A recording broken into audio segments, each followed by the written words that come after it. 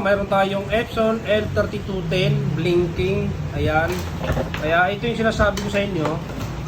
Pagka ganitong blinking, unang gagawin nyo, punta kayo sa printer properties dito.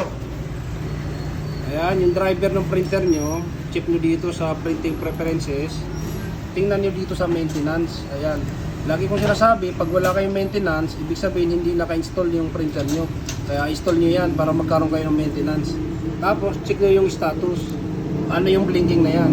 Ayan, ito yung sinasabi ko sa inyo na, ayan, error code, yan, 0042. Yan, kaya hindi lahat ng blinking ay reset. Yung iba kasi bumibili ng resetter or nire-reset kahit hindi naman reset.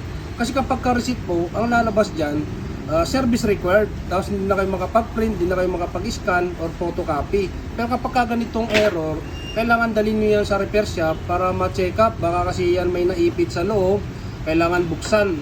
Hindi siya nakikita natin, kaya kailangan siyang buksan. Baka may nabaling flex or kung ano yung naipit dyan. Kaya yun, wag po reset agad pagka blinking. Hindi po blinking yan, hindi po porket blinking, reset na agad.